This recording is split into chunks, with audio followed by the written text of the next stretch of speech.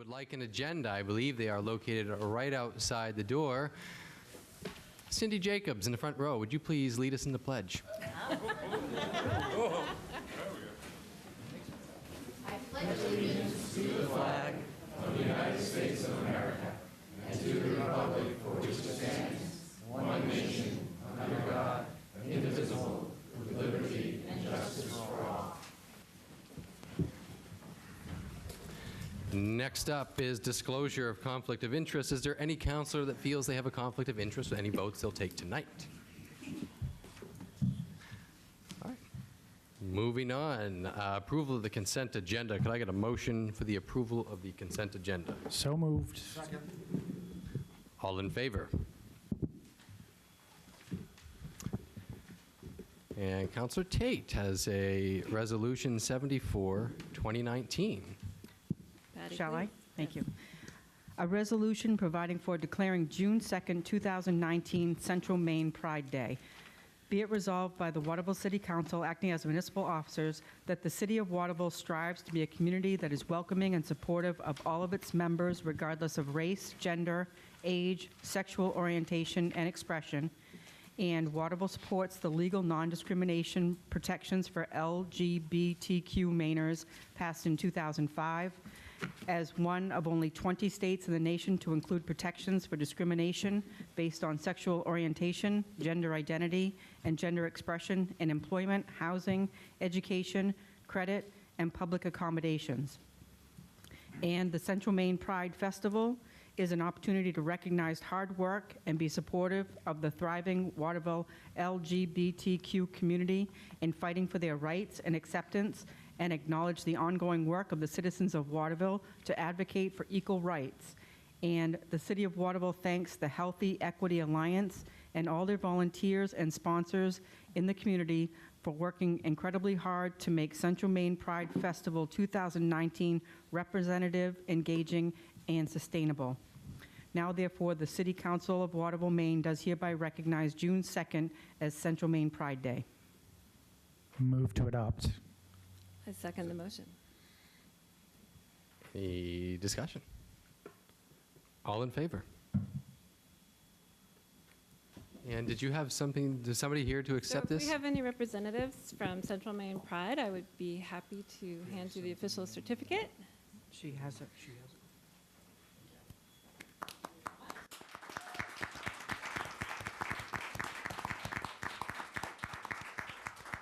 And I will be happily representing the city at Central Maine Pride and welcome you all to join me.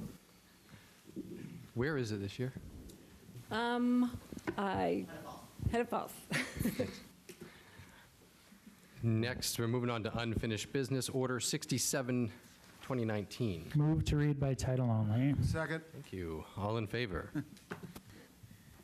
An order providing for Fourth Amendment to Downtown TIF District and related development program. Move to adopt. Second.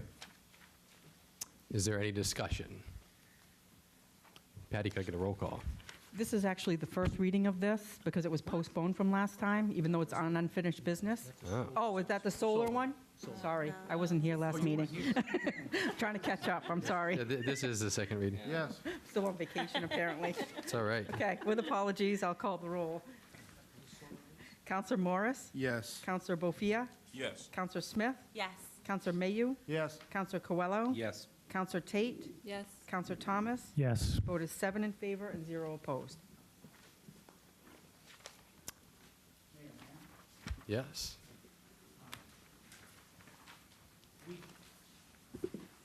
We just received information regarding the a figure for a bond that the lessee would have to post to ensure. Not solar. This is a TIF. Oh, excuse me, that's She fooled you. I'm sorry. You guys are killing me here.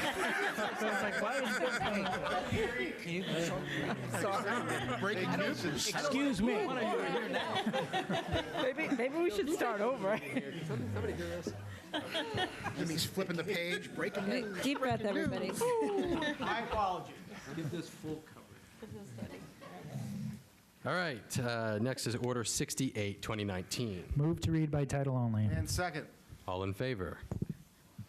An order providing for designation of municipal development and tax increment financing district 155 to 165 Main Street and adoption of related development plan. Move to adopt. Second? Is there any further discussion tonight on this? Take a roll call. Counselor Morris? Yes. Counselor Bofia? No. Counselor Smith? Yes. Counselor Mayhew? Yes. Counselor Coelho? Yes. Counselor Tate? Yes. Counselor Thomas? Yes. The vote is 6 in favor and 1 opposed. Congratulations to Bray family. Thank you. Yeah, we're finally at it here. Order 65, 2019. An order providing for approval of a lease for solar energy facility on city-owned property, Runser. Be it hereby ordered by the Waterville City Council, acting as municipal officers, that the attached lease with HEP Energy USA LLCC be approved for the construction of a solar energy facility located on the former Runser property on the Webb Road. Move to adopt. Second? And we will open for council discussion. Yeah, we want to touch base a little bit on the proposed lease. We had a chance to review the lease. First of all, I would say I'm a big solar guy. Solar panels on my house. You know, I see a pretty good return on those. You know, as far as my bill every month. So I really believe that solar is something that will benefit the city greatly. As far as this particular lease, when I started reviewing the lease, some constituents, pointed out to me that the same way I could see benefits on my house with my panels, why doesn't the city of Waterville see such benefits? Why is it that we, as a city, because the terms of the lease kind of dictate that the energy that's going to be produced in this facility is going to be sold out of state? So I started thinking about maybe there is a way here for us as a city, to come out and end of this deal with some solar production. And that's the hope that I have, that we as a city, we can look at this lease and provide some energy for possibly, offsetting the cost of our school electricity consumption and maybe other municipal buildings. So there was some discussions that were had with HEP, and we kind of came on the short end of this deal. But I really hope that we can reconsider that and really take advantage of this opportunity, this unique opportunity that we have to, to leverage this deal that we have with the great partnership and the great, expertise that they have, to have Waterville also benefit not only from the good, amount of money that we're going to be receiving in terms of lease and taxes, but also get some solar power generation from these facilities so we can offset the electricity for our schools and some of our municipal buildings. Thank you, Councilor. I appreciate your concern about the electricity costs for the city of Waterville. I would remind the audience, however, that this is a lease and contract we've been working on for 3 years with our partners. And so right out of the gate, nobody's going to want to do business with the city of Waterville if we are working with them as partners. For 3 years, they invest tens of thousands of dollars into a project, and we pull the rug out and want to change terms this late in the game. Second, it's important to point out, too, the reason that we are not getting municipal power from this particular solar project is because that's the way the laws work. Legally, the power gets dumped onto the grid. It's just out on the grid. It's there for everybody. It's not directed. There is a separate type of project that you can do, like South Portland did, where you actually do a true municipal solar project where we are putting solar panels up for the city. HEP has agreed to sit down with us and research how we can do that, how we can make that possible. It could even be made possible by the funding that is coming from the taxes that we will receive off our landfill, which right now costs us money. But that is a separate project, and there are separate rules and regulations and laws that regarding that. I guess I would ask the council at this point, just to move this along, do you have a specific amendment or proposal that you would like to motion for the council to consider? Yeah, I would like to motion actually to table, because I've spoken this morning with the airport manager, and his understanding was that we actually did not need to move forward with the vote because there's some regulation that have not been met by the airport, and it should be delayed by a couple of months. So I would like to make a motion to table this vote and revisit the terms of the contract to be able to allow the city council to explore having HEP Energy build a facility for the city of Waterville that will allow to offset the cost of municipal electricity for the schools and other municipal buildings. So you want to table, because you don't actually know how that would work or if it's possible. You don't have Yeah. a specific amendment to the contract. You have You're in mind. asking how, what would work? Like, do you have a specific amendment? It's more, so your motion to table. Mike, do you have any idea what Randy's talking about at the airport? No, I very much disagree with what Councilor Bofia said. I think we can start the process rolling, and I'm not sure why Randy Marshall said that, but we're ready to submit stuff to FAA, so I don't think that should be used as an excuse to hold the whole thing up. Is there a second on the motion to table? Not yet. Okay. Are there any other counselors that have any discussions, questions, or comments? Counselor. I think it's very important to, like Mike Roy said and the mayor said, and I've been in communication with some of the discussions about HEP Energy and with Garvin. This has been a long process in trying to find some economic vitality out of inhospitable land that, you know, now we can get a return on. This agreement, this lease agreement is, to me, a no-brainer for the city of Waterville to move forward with. There's two words that I've always said that are the most important priority for the city in order for longevity, for tax reduction, for business sustainability, and that is economic development. We have to put deals that are made, that have been put into the planning and making process and the creation process. Sometimes where you feel like you have leverage to do something else and add something and change the terms and conditions actually isn't leverage, it's actually breaking the ability of the investor to invest. The whole totality of what we do as a city is to try to find a rationality for our taxpayers to have lower taxes and to have options and to have more revenue come into the city so that we can sustain services. This is the kind of economic development deal that's been in the process and in the making with the entities that we pay for through the Central Maine Growth Council, the Mid-Maine Chamber of Commerce, and the city officials itself to make something like this happen, and we have to move forward. We cannot move backward, and we cannot offend other business entrepreneurs from coming into the city. So I say we pass this ASAP.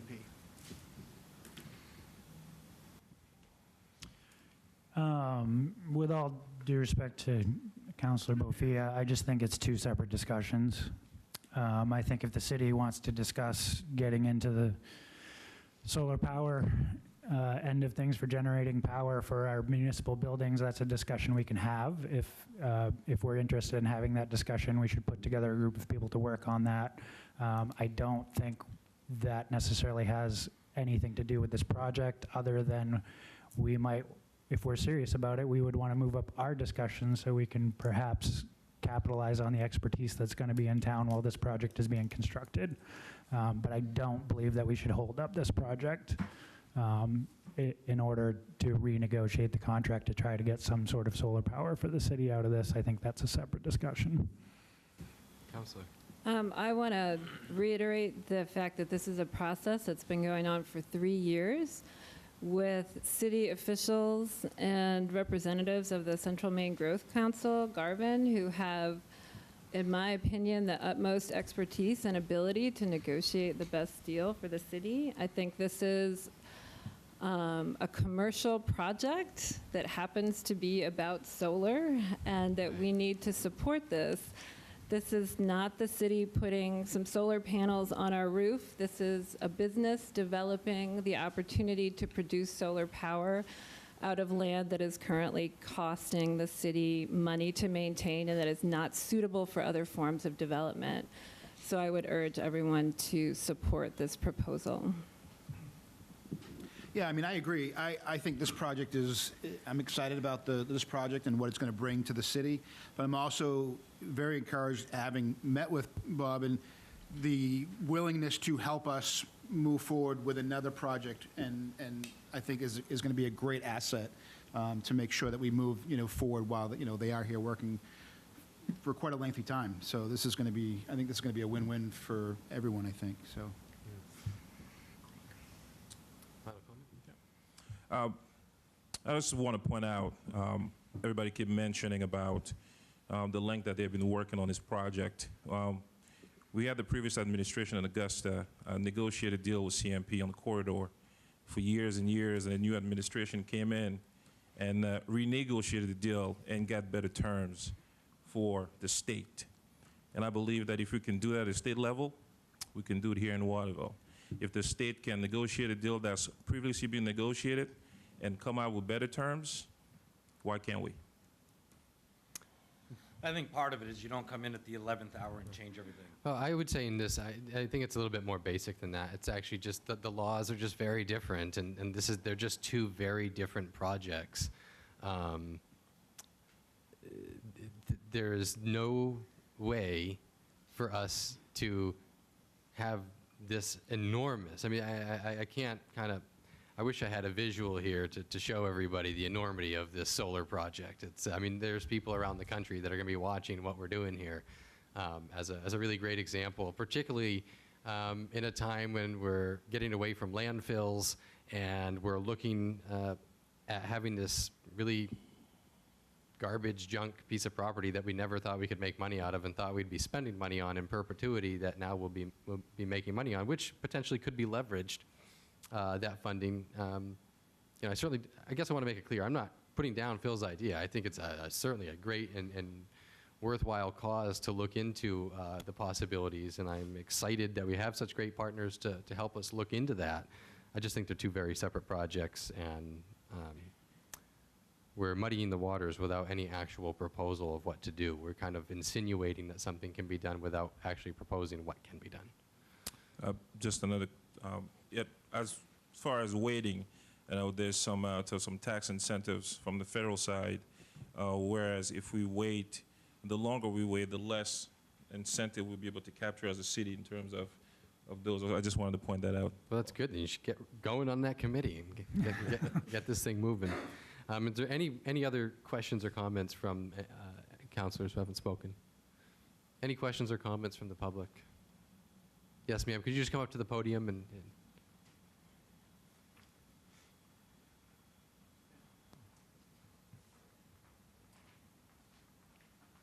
Good evening. My name's Kristen Price. I'm a homeowner in Ward 2.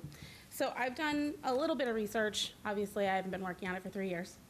But I have worked in real estate. I've worked in developments. I've dealt with town planning boards, city council boards, deals that have gone on for more than a year and have been for more than $1 million. So I kind of feel like I can talk on a lease back, which is essentially what y'all are doing, getting money for this land. So we're talking about 158 total acres, correct? So it is a giant piece of property. But we're talking $425 an acre a year for the term of this is a pittance compared to the profit that this company is going to be getting, which, once again, I'm all for the deal. I think it's great, a great way to rework the land. But I also feel there is a bigger economic benefit to the city here that's kind of being $425 an acre. Would you offer that to any one of us? Would you offer us, hey, we're going to give you an acre, you pay me $425, you can take what, share crop it, but we'll let you have that. That wouldn't happen. For a landfill, in your experience, what is the going price per acre of a landfill? As I said, I haven't been working on it for 3 years, so I can't speak to that. I'm just speaking in terms of, just looking at it as Joe Schmo from Pleasantdale Ave. Just looking at this, being like, well, hey, that kind of seems a little wonky to me, and this is when it's the time to ask the questions. No, it certainly is. So while I understand that Waterville can't get any electricity back, I get that. That's fine. Money is great. Showing that we're willing to work with big businesses on large-scale projects is awesome. Obviously, we're talking about developments, but I agree that it should be tabled for the mere money factor. It's just not there. Can I say something? Michael first. Well, regarding the price per acre, so one of these properties, the Runser property, was a property that we purchased with federal funds because it's adjacent to the airport. And so we're required to perform an appraisal of the property. So we had an appraisal done and then a review appraisal. The review appraisal purpose is to say the first appraiser we think did his job. Yeah, I get it. Yeah. Yep, okay, so the appraiser said $425 an acre. The review appraisal agreed with that estimate. That $425 an acre is the same price the town of Fairfield is getting for their acreage. So I don't think you could find anyone who would But pay how- $425 an acre for a garbage dump that's been sitting there since 1993. I asked then how large is the field in Fairfield, because 425 acre is great if we're talking about a small parcel, but we're not talking about a small parcel. We're talking about 158 acres. We're talking about a large scale production, which I'm just looking at it on what are they going to be making over the course of this? What are they going to be and how? Actually, and is 425 really going to be that much of a hit for them? The total acreage, you're right, for both is 158, Yeah. 28, and 130. Yeah. But the landfill, which is 130, cannot all be used, so the acreage at the landfill is going to be about half of the 130. So we won't be paid $425 an acre on the rest of that. Okay, So- well, I didn't see that when I was reading Yeah. online, that it would be That's okay. split. Yeah, that's right. Well, and just, I want to be very respectful because you are here, and I want to be respectful to anybody that gets up in front of this audience and is willing to speak. I guess I am certainly not a real estate expert. I'm certainly not an expert in valuing landfill land values. I guess where I come into this is we've had the appraisals done. I have to kind of trust in the professionals. But what I'm not hearing, I'm hearing kind of a lot of insinuations. We could get free power. We could get more money. But I don't see any actual proposals backed by any data or facts. It's kind of like it's very insinuated, and we can't act on an insinuation. Okay, I appreciate that, and Yeah. that's why I understand, I would say, and I would question as a resident for it to be tabled, because I looked at the article in the Morning Sentinel today. I've done my little bit of research because Sure. it just came across, like I said, I don't normally come to city council Sure, meetings. yeah. This caught my eye. This was like, wow, that seems a little low. As I said, I'm not an expert here on landfills. I'm not an expert on the steel. I don't know what your appraiser said. I am looking at it from my perspective. Sure, yeah. And with that perspective, saying, what is the value to this company opposed to the value to our city? Where is the matchup? What's the return here for us? Getting $67,000 a year, 68, let's round up, fabulous for a landfill. That is great. But just because it's good doesn't mean it's good enough. Just because we worked on it for 3 years doesn't mean that it can't be further conversation. Be like, hey, you know what? We got some new people. They're kind of crowing. Can we talk about this? I mean, it's not offending a business. We're talking about business. We're talking about money. Who gets offended when you want to talk about a large-scale deal a little bit more? And that's all I'm saying. So thank you for your time. Did anybody else? I just want to make a comment to that. When we're talking about not having a proposal, the proposal here, again, is very clear. We cannot get electricity directly from the installation itself, but we can get a facility that is built to produce 660 kilowatt hours, right? So because that net metering, that's the limit that you can go up to. right? Because I called CMP and I talked to a bunch of people, and when you build a facility that's above 660 kilowatt hours production, you cannot do net metering. But you can build a facility like Fairfield did, because they negotiated their deal to get solar power. But we negotiated our deal to not get solar power. So why can't we do like our neighbors and get some energy? Because my understanding is they're working some kind of deal, and I have a list of towns and municipalities who are being taken advantage of these deals. I mean, the list just goes on and goes on. So many of these municipalities are doing this. They are negotiating deals that gets energy for their city. Who wouldn't want our school not to have to pay for electricity for a year? I mean, that's a no-brainer. I'm not asking. We're not talking about- Respectfully, Counselor, though, we have said that we can do that. Those examples have nothing to do. They are not comparable. Those examples do not have projects like this. Oh, they do. Yeah, they actually do. No, they don't. That's a fact that I researched. They do. I got it. Yes, Counselor, you've been waiting. One of the other things, I know we keep batting around $425, and I agree. When I first looked at that, I'm like, we got to be able to get more. And then I thought about it, and you can't look at just $425. You have to look at all of the equipment that's going to be on this site and how much tax revenue we're going to get above and beyond that lease payment. I mean, we're talking about 20 to 50,000 solar panels on one spot alone.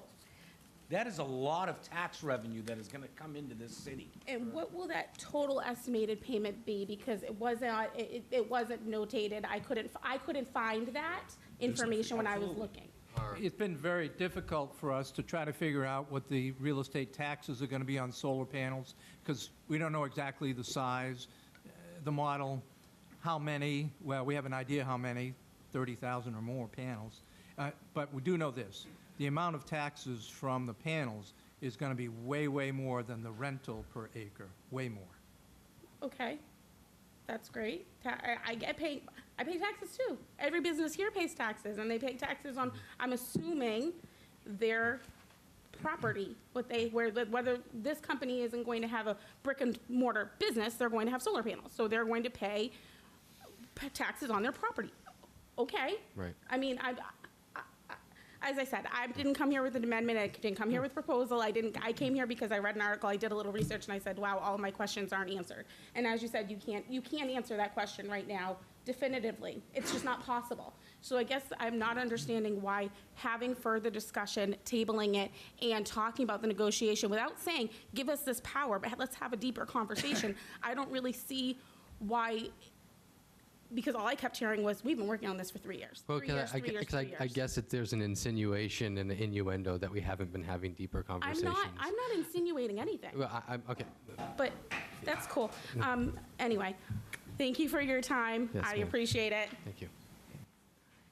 All right. Any other counselors who have anything to say, or any other members of the public? We're going to move to a vote, and Patty, this was the one that we will just do a normal vote, correct? Yes. Oh, And I think now is the time for me to say something.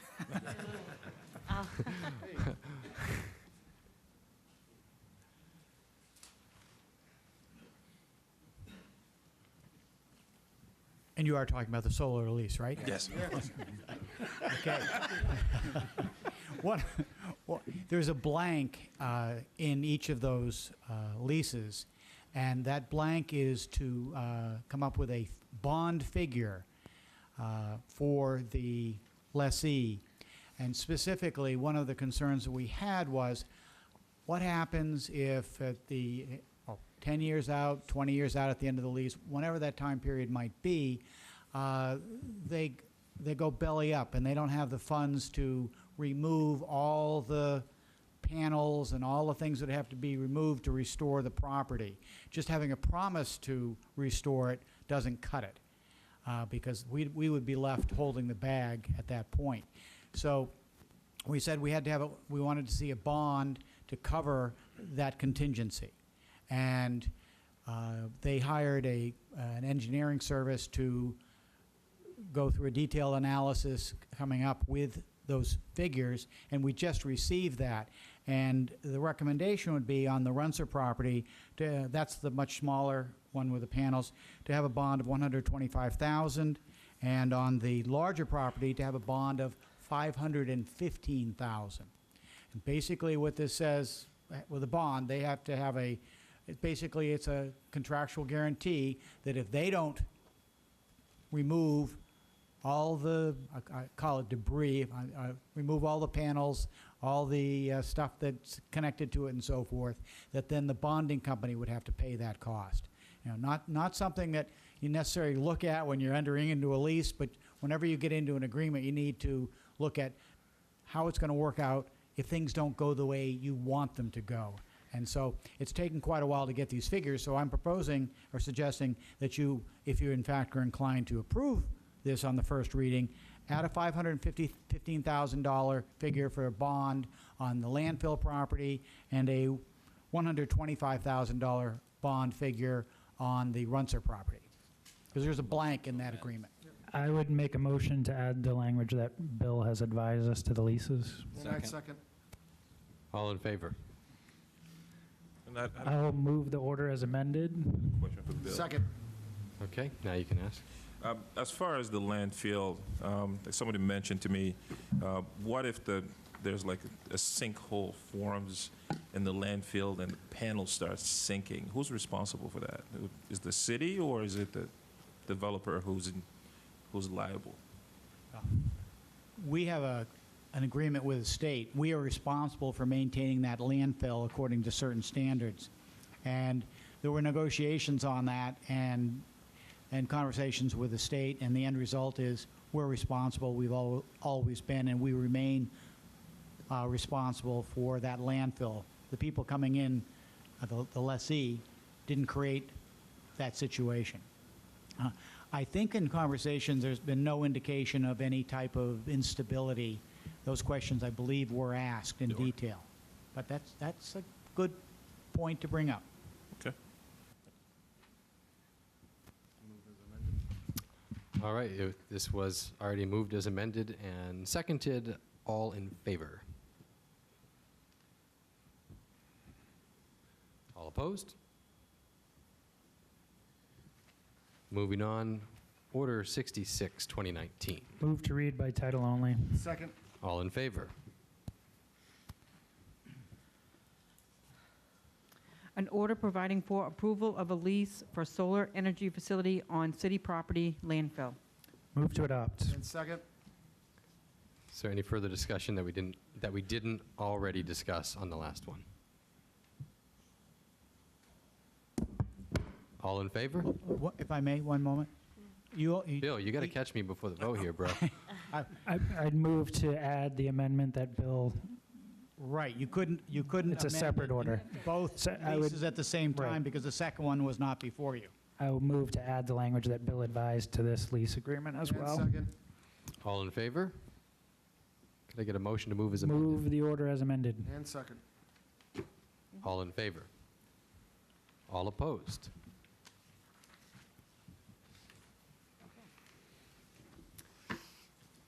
Next is Order 71, 2019.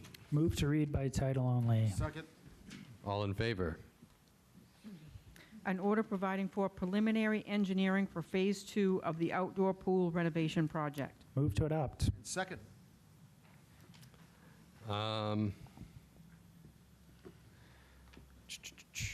So this is a contract amount of $48,000. Where is that money coming from? That money's coming from the remaining funds from the slide project. So Phase 1 is a slide. And fortunately, we came in under budget for the work on the slide. So with the surplus there, we're proposing to use that for this. Okay. Is there any other questions or comments from the council? From the public? Okay. Could I get a roll call? When you're ready, Patty. I know, I asked for a roll call. Counselor Morris? Yes. Counselor Bofia? Yes. Counselor Smith? Yes. Counselor Mayu? Yes. Counselor Coelho? Yes. Counselor Tate? Yes. Counselor Thomas? Yes. The vote is 7 in favor and 1 opposed. Moving on to new business, I have Resolution 75, 2019. What? That was 0 opposed? Unless there's an Oh, eighth, zero an eighth opposed. counselor that we don't know about. Sorry, Maybe that's what 7 and Bill 1. was saying when he was over there. Bill, stop distracting her. I'm so sorry.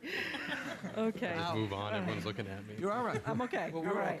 Yeah. 7-1. Who did? A resolution providing for issuance of a special amusement permit to Rita's Catering LLC, doing business as the End Zone.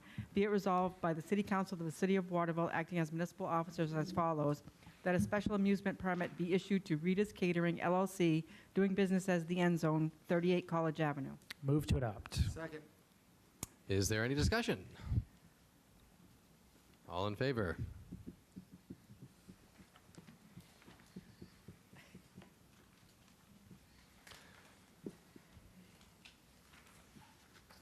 Next ordinance, Resolution 76, 2019.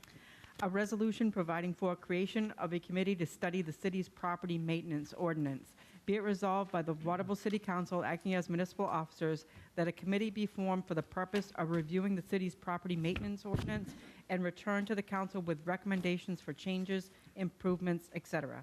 Move to adopt. Second. Discussion? This is an item that I asked to have put on the agenda. It's the beginning of a sort of a review. The next step will be the zoning. I think we're also going to look at the building codes as well. But I just think it's important for us to stay up to date on these things. It's been quite a long time since this has been looked at.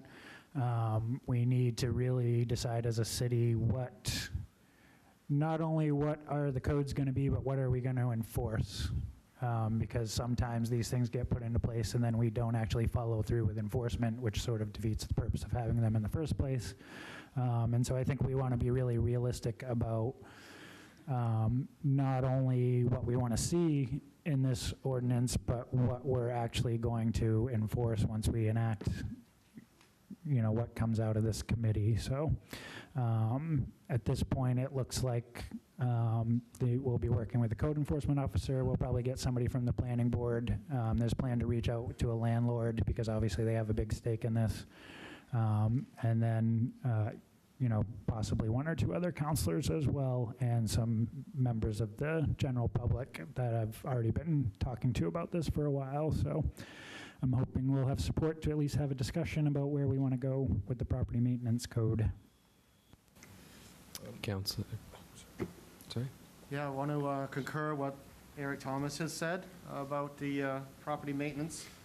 You got to get a Certainly. microphone up there, Bill. Certainly, when I think about property maintenance, I think about what's really near and dear to my heart, along with a lot of my neighbors, is vacant buildings.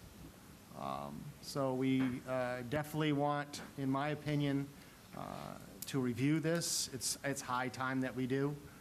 It's also high time that we look at every stipulation and every paragraph that we have in order to, in my opinion, to put teeth in the mouth of ordinances that is not presently there.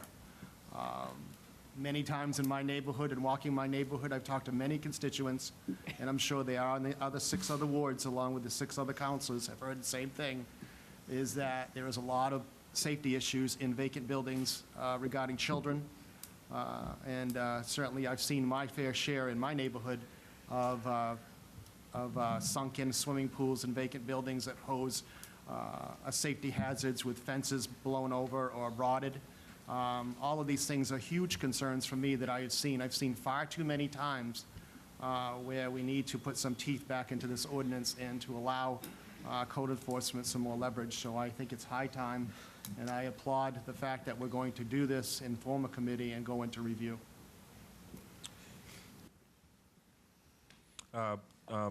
Obviously, I agree with the comments for both counselors. The only question that I have is a question that was raised by one of the constituents in my ward. They were kind of worried about if this was kind of a background way to create a landlord registry, and if that's something that's going to be a goal of this committee. And they wanted to make sure that, because there was plenty of discussion about that last year, and they didn't want to go back into the same discussions again. So I don't know if that's something that the committee is going to be working towards. This is an opportunity to review the property maintenance code and to have a discussion about whether there need to be changes to it or not, and in the ways that we enforce it. And at this point, we're not voting on any actual changes.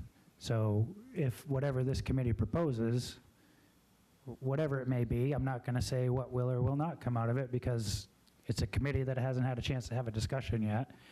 That's certainly not my intention. But like I said, whatever comes out of the committee, people will have a chance to voice their opinion and vote yea or nay when it gets to that point. Thank you. Any other discussion from the public? Any comments or questions? All right, all in favor? Next up, Ordinance 77, 2019. An ordinance providing for adoption of food sovereignty ordinance. Be it enacted by the Waterville City Council acting as municipal officers that the attached ordinance be adopted to provide some local choices when it comes to purchasing food items. Move to adopt. Second. Council, I'll let you take the lead here. Ooh, so this has been a work in progress. First, I want to thank Bill Lee's office for helping with this. I think Emily is here from, she's over there. Emily's going to talk about a byproduct of what this Great. will help us do. Thank you. What was that? Thank you. For,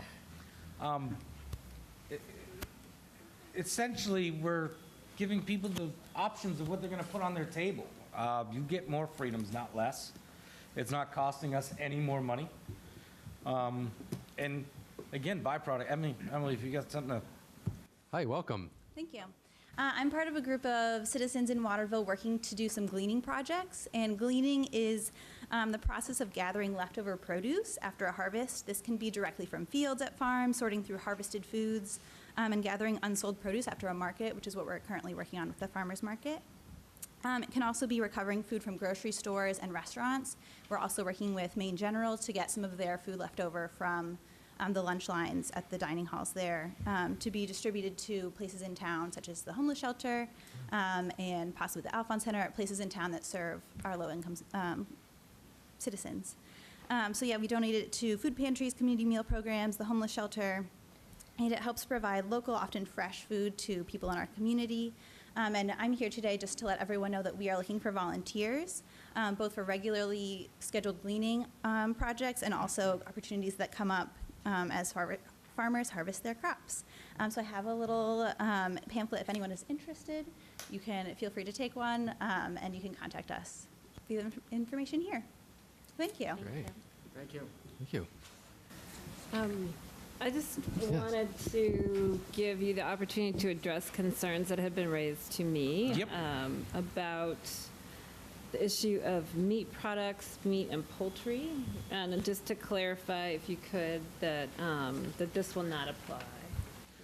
So we went by MMA guidelines. We stuck to those right on point. And really, if somebody's going to make something with meat, the meat has to be inspected. So if they do that, they'd have to buy it from a butcher or one of the shops in town anyway. And as many people may not know, really it's vegetables that end up with more foodborne illness than meat and poultry. And if you saw what our government actually allows us to do to our meat and poultry, you might want to be vegan. So, I mean, there's always fear when you remove some regulation, but we're adults, and you should be able to pick and choose what you want to feed your family and how you want to procure that stuff. And the law allows us to do this. It's just giving us a step and a way to make it so that people don't have to be in fear of doing these sorts of things, which they really shouldn't. If you want to put food on your table... And this is really producer to consumer direct Yes, it is. transaction. So it's not like you're going to go to Hannaford and be getting like all kinds of uninspected food. This is you able to speak to your local farmer and make choices for yourself in that sense. Any other questions or comments from the council? Any questions or comments from the public? Okay, we'll take a vote on food sovereignty. All in favor? Great. Next is Order 78, 2019. Move to read by title only. And second. All in favor? An order providing for acceptance of a proposal for LED streetlight conversion. Move to adopt. Second. I have two questions. One, when we change our streetlights to LEDs, do we have an estimated savings on that? I don't know if we can give you a dollar amount tonight. Is there any kind of ballpark? But the 82% savings. Wow. 82% savings on what we're currently paying. $240,000. So Councilor Thomas just said, and for everyone else here, that it should pay for itself within 2.5 years, roughly? Yep. So then that would just be, because the reason I ask is obviously contained in this is an order to bond almost $600,000 to pay for it. But once that pays itself back, then that's somewhat enormous savings in the future. There is another option on paying for it, and some of the towns are doing this, where they are, in fact, it's like a lease purchase kind of thing, isn't it, Mark? Yes. Where they're allowing, the company that installs the lights is allowing the city or town to pay them back over a period of time for the lights. But I think where we're going out to borrow already, I think we could get a better interest rate through our borrowing that way than dealing with this company and paying them. Well, and if it pays itself back that quickly, Yeah. Right. And I actually sort of accidentally ended up in this meeting the other day. Because I love meetings. You do. And as I recall, the plan would be to pay off the bond ahead of time.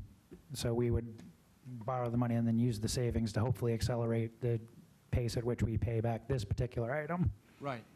Yeah. I'm sorry this kind of came suddenly, but we've been watching what's going on in the municipal world, and we're probably a little bit behind the curve, but we've had talks, a lot of talks with the city of Augusta, and I know Mark has talked with other towns that are going through it, and it suddenly came to us that this is a no-brainer if there ever was one, and we should act sooner rather than later.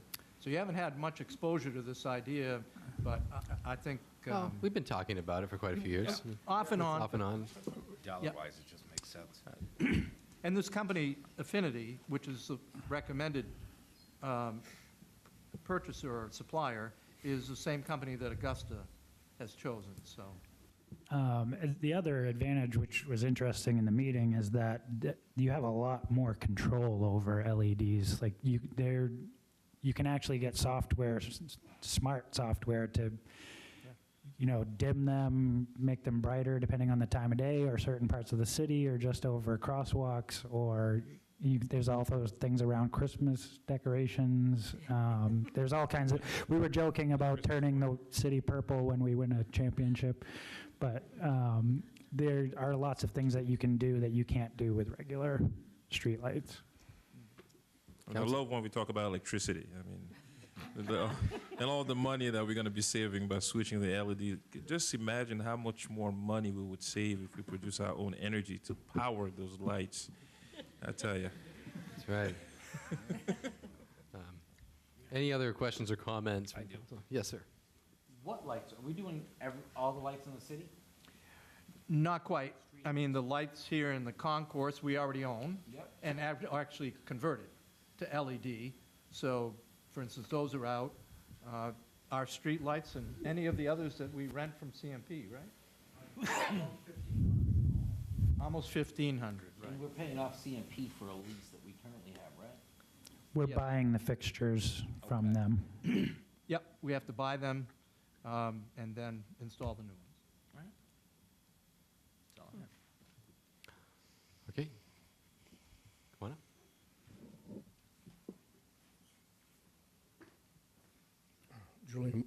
Julian Payne, Ward 5.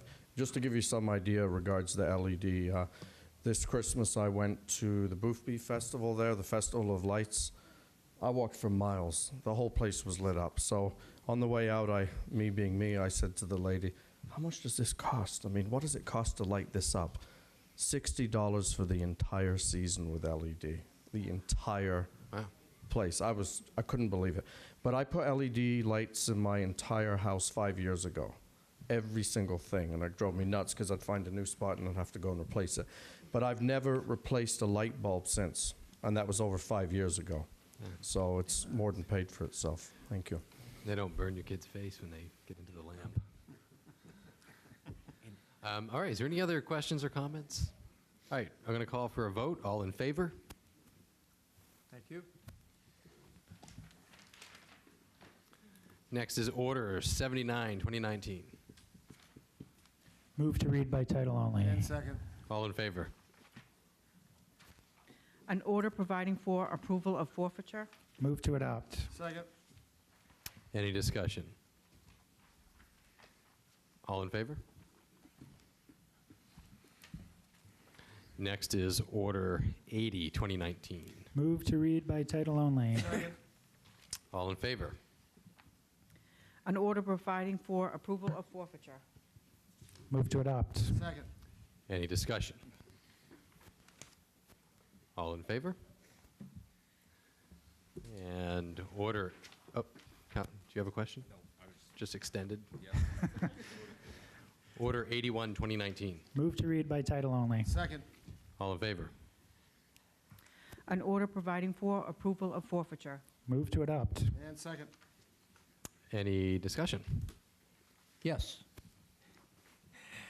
As you know, we have these forfeitures on almost every council agenda. They become more and more and more. And so what we propose to do, Chief Massey and I, for your next meeting is bring forward a policy on how the funds are to be handled, because for the longest time, we didn't receive much. So there really wasn't much of an issue, because it was always understood that whatever we received in forfeiture could be used for drug-related enforcement. Now the amounts are coming to such large amounts that we would feel better when we get above a certain amount, coming to the council and saying, here's what we have, here's what we want to spend it on, just so you know. And so that will be for your next meeting. Do we know what that threshold is going to be? I didn't hear you. Do you know what that threshold is going to be? What the threshold is going to be? I'm thinking $5,000 and under. We use it for, well, the policy will say the things we can use it on, but if we're above 5, and even though it's in the policy, we'll come forward and say, this is what we'd like to do. Okay. All in favor? All right, next is counselor updates. Any counselor? One moment, I'm sorry. There's an item that you'll need to waive cloture, which is Resolution 82, 2019, approval of a settlement with Leonard Poulin. Be it resolved by the Waterville City Council, acting as municipal officers as follows, that the City Council approves the settlement of pending litigation as described in the attached order, subject to approval as to form by the city solicitor. Can I have a motion to waive cloture? So moved.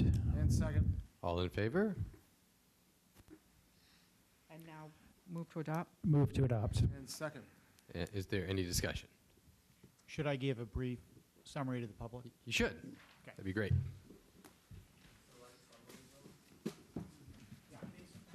This isn't about solar, right?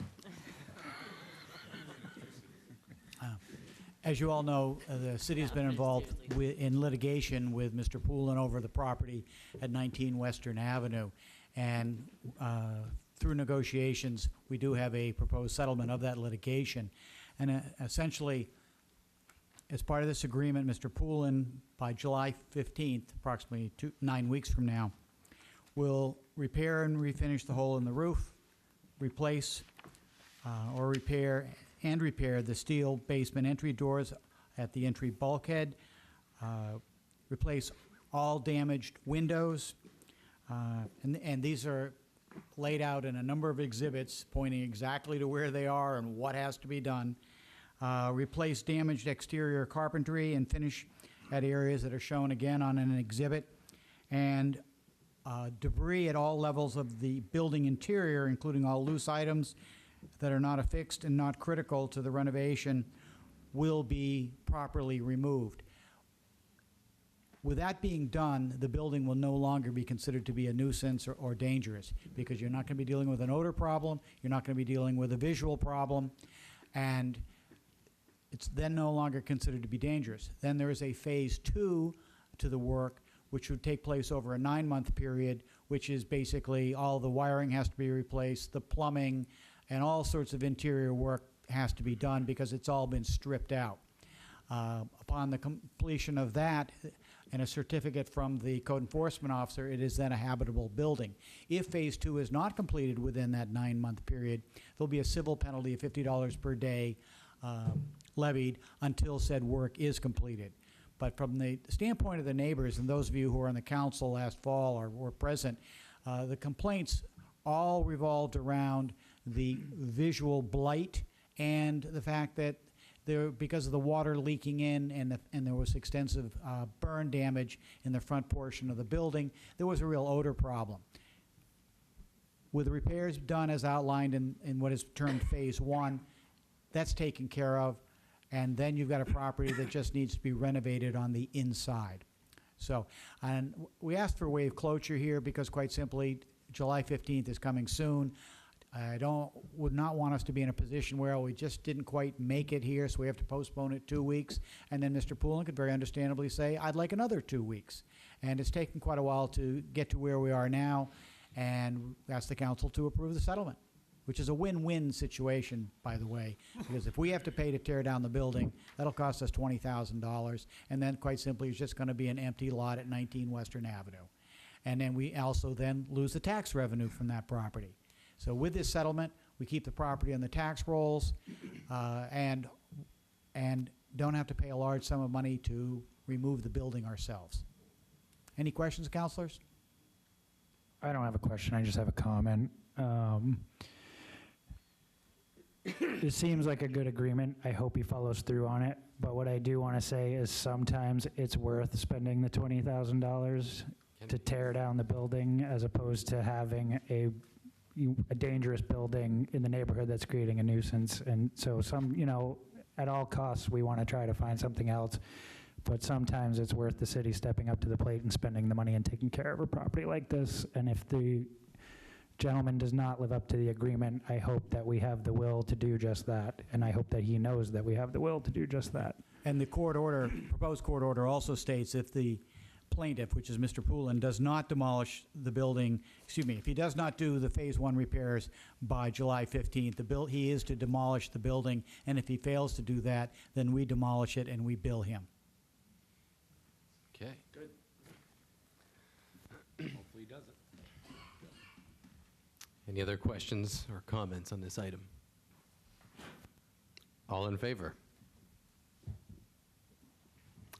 Now we are on to councilor updates. Are there any councilor updates tonight? Next, we have community notes. Community notes is a time, if anybody has something they would like to say that was not on the agenda, now would be the time to do so. We ask that you come and give your name, tell us who you are, what you have to say. We ask that you do keep it within the 2 to 3 minute time. If you get to 3 minutes and you're still going, I probably will ask you to wrap it up.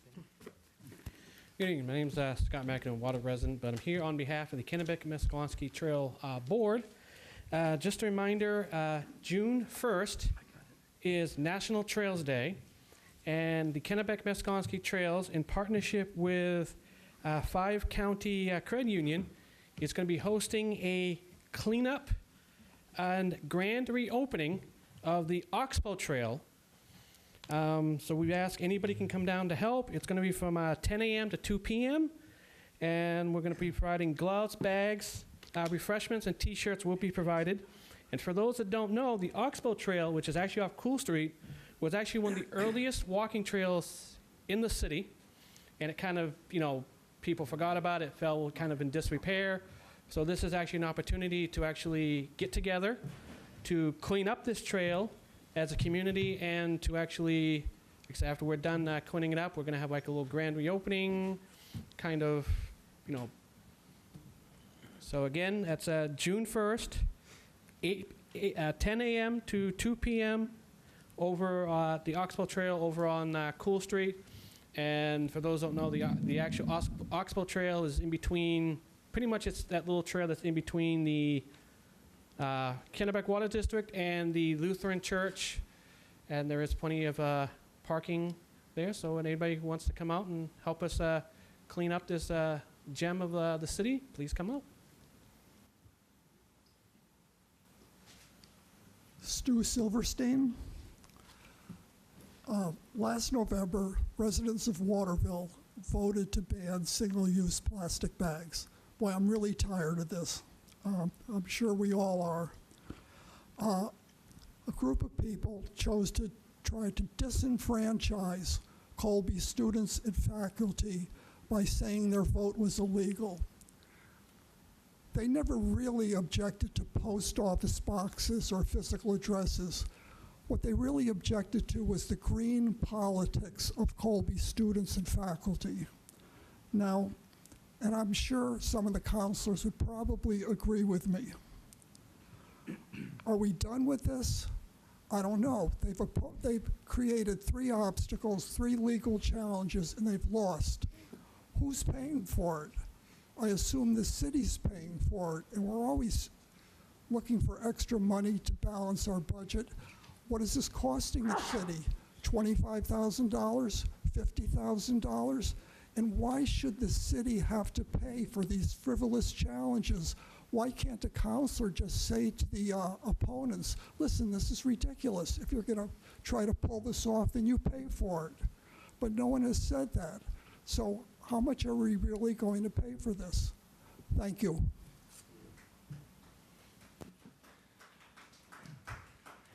Thank you, Stu. And I had the same question about how much the city had to pay when we had to pay for special elections last year, because that happened as well. Well, it's a fact. You may not like it. But the reality is, Colby students do have a right to vote. However, when you register to vote in the state of Maine, that is a declaration of residency.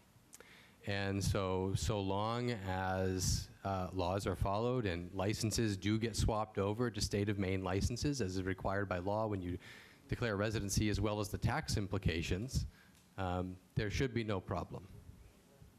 That's my understanding. I haven't spent a lot of time with Mr. Andre or some of the specific challengers. I was not one of the challengers myself. But that was it. How about you keep an order, because this is a meeting and there is an order. We're going to give all these fine people their chance to say whatever they want to say, because we have this right to do that. But I have a right to comment as well, so thank you. Yes, ma'am. Hi, my name's Maggie White, and I'm a Waterville resident. I was one of the students whose vote was challenged last week, so continuing with this conversation, I first wanted to say thank you to the Voter Appeals Board and to the registrar for their deliberation and their careful thought last week. I also want to say that having my residence and vote challenged was incredibly disappointing. And while I'm upset by that, I do want to say that at this moment, what I'd like to focus on instead is turning our attention towards the future and working together to care for Waterville. I love living here. I feel incredibly lucky to be a resident of this city. However, Mr. Mayor, I was incredibly disappointed by your Facebook post that so blatantly disrespected my right to vote here. And I felt hurt by that as one of your constituents. Your choice to alienate and disenfranchise me instead of representing me in the way that you would any other constituent felt incredibly frustrating to me. And so what I'm here to do tonight is to ask you to use your power and your office to advocate for your people and to govern. And I would like to remind you that I am one of your residents, and I'm here and I'm eager to work with you together for the greater good of Waterville, but I would ask that you advocate instead of try and disenfranchise me in the future. Thank you.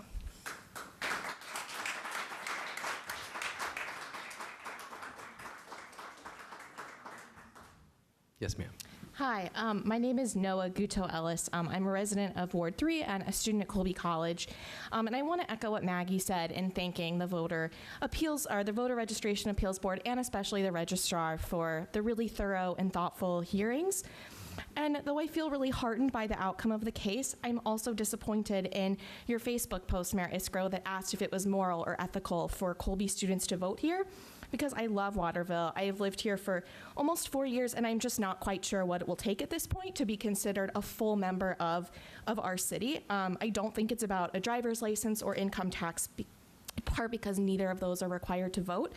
Some of the most meaningful moments of my time here have been when my parents come to visit me, when I take them to the local businesses I frequent, when I introduce them to the community members who make up this amazing city that I proudly, affectionately, and genuinely call my home. And I don't want there to be such harsh and hurtful tensions between Colby and Waterville. And I think that posting questions on Facebook that are inflammatory are making it worse. And I'm here in person because I want to talk in person and not online. And I want to move things forward instead of staying stuck in our differences.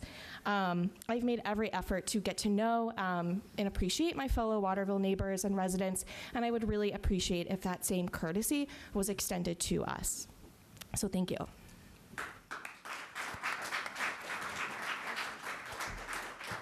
Hi, my name is Carolyn. I'm a resident of Waterville, Carolyn Jones. I just wanted to note that I am a Colby student, but my vote was not contested, but I do not have a Maine driver's license, so I would like to stop pretending that that's the conversation. My vote wasn't contested because I live in this building, so I just would like us all as a collective to move forward from that argument, because I'm proof and a lot of other people here are proof that that is not true, so thank you. I'm sorry that you're out of compliance with the laws. Julian Payne, Ward 5. It's not so much voting for me. What really came out of what I had seen going on, and I actually came to some of the hearings to be informed, was the fact that Colby fractured and it created a ward system where people were not voting in their ward. That presented a problem to the city. That is teething problems of revitalization and changing locations. No one can dispute the fact that people were voting in the wrong ward by using the P.O. box system. There's no way to know if you're voting from this location or on the hill. And when that fractured, that's where the problem was created. It's not so much that residents of Waterville wanted to attack that. Candidates in Ward 3 and Ward 6 wanted the proper voting structure. Attending the hearings, I was shocked that I would say about 85% of all challenged ballots, nobody had changed their driver's license. I don't know if that's an issue for Patty, the chief, the Department of Motor Vehicles, but that's a 30-day law in Maine. That's lost revenue. Now, my own son, I asked to come to a caucus. He just moved back from Canada, and he said, Dad, I can't. I have an Alberta license. I spoke to the clerk, got the information. I have to register my vehicle in 30 days. It won't pass inspection, so he didn't come to the caucus. So it's not necessarily nefarious. There was teething problems, there was problems. Now, next year, there won't be a P.O. box challenge. I did see the driver's license issue. And again, it was changes in the city with ward systems. And I don't think anyone's after a certain section of a vote. And a lot of people that have spoken against the challenges were the same people behind promoting the bag ban. So all that sparkles isn't gold. Thank you. I guess to get back to Stu's question, though, Stu, the bag ban is going in, as far as I understand. I guess I realize now I never actually answered that question. Although I think they're banning them at the state anyway at this point. Yes, ma'am. Kathy Weeks, Ward 1. Regarding the bag ban, I hope that that committee will address the problem where I go to Hannaford, I see the tote bags being put on the conveyor belt along with food, and many times those bags look like they've been through the mud. So there's a sanitary problem, but that's not what I'm here to speak about. I'm here to speak about the hearing that we had last week. I would like to see what the financial breakdown is instead of just assuming the dollars. Just like we spent a great deal of money on this mayor recall, which was unnecessary. So there was a lot of money spent on that. 3 things that came out of this. This is not suppressing any residents' voting rights, which that has been blown out of proportion too. The 3 items that we did find was, like Mr. Payne just said, it is important to vote in the right ward. And at that point, students were not voting in the right ward.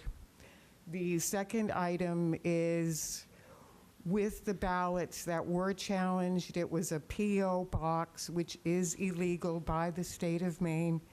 Right on the voter registration card at the bottom, it clearly defines a P.O. box cannot be used.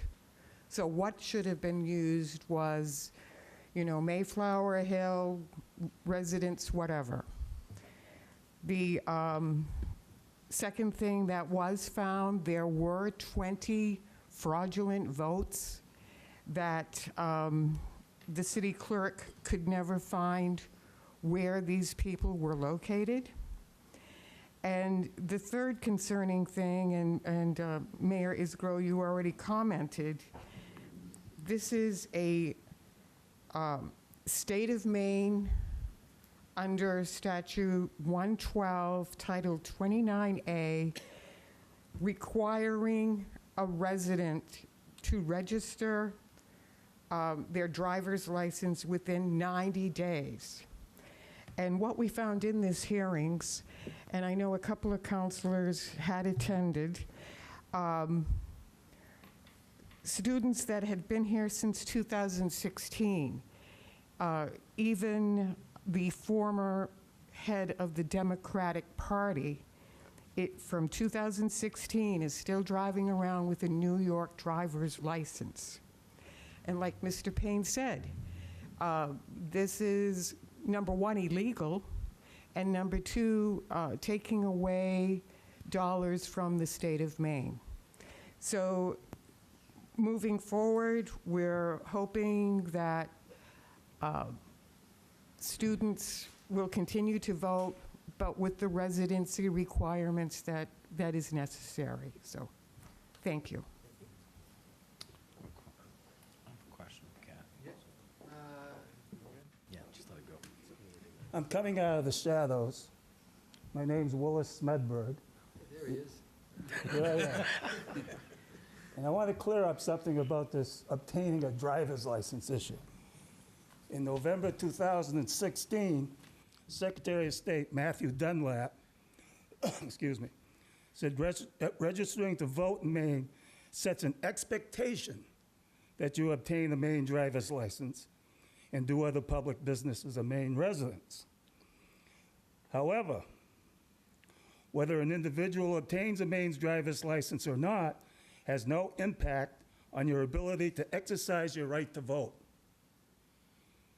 Said Dunlap in a written statement, there is no statutory connectivity between motor vehicle law and election law, and no one should be deterred from voting because of other aspects of residency found in other titles of Maine law. Thank you.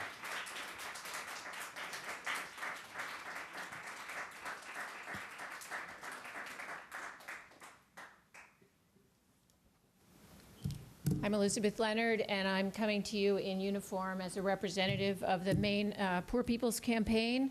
And I want to invite people who are involved in social justice, anti-poverty work, or individuals impacted by poverty and racism and ecological devastation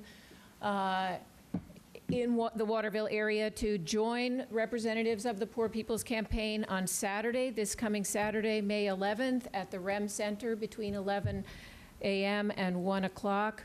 The Maine Poor People's Campaign is a branch of a national movement that is trying to confront the intertwined problems of systemic poverty, systemic racism, ecological devastation, and endless war. And we have been building power in the state, as the national organization has been doing around the nation, and we are trying very hard to shine a light on these problems in our communities and build power to create real and lasting change, so that we don't have to live with the understanding that people are just going to be homeless and people are just going to be hungry, and oh, that's the way it is. We don't believe that's true. We believe that's a false narrative. We believe we can do better, and we'd love to meet with you. So you'll see signs like this around town, And I can leave one somewhere. There's one right on the back board as you leave the building if you want to find the information. But it's the REM Center, Saturday, May 11th from 11 to 1.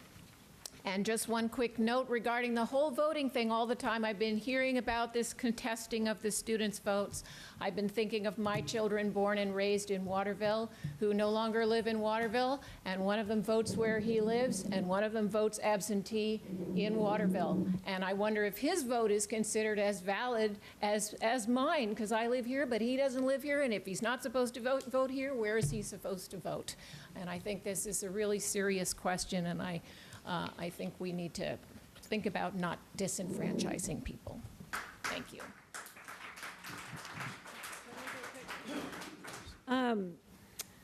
So I would like to invite people who know how to fix bikes to join us on May 18th. This is for the South End Neighborhood Association Bike Swap. We have a lot of bikes that need help. I cannot help with this. I'm hoping that there would be bike repairly inclined people that might want to help come out for this. It's May 18th in Green Street Park at 9 a.m. Thank you.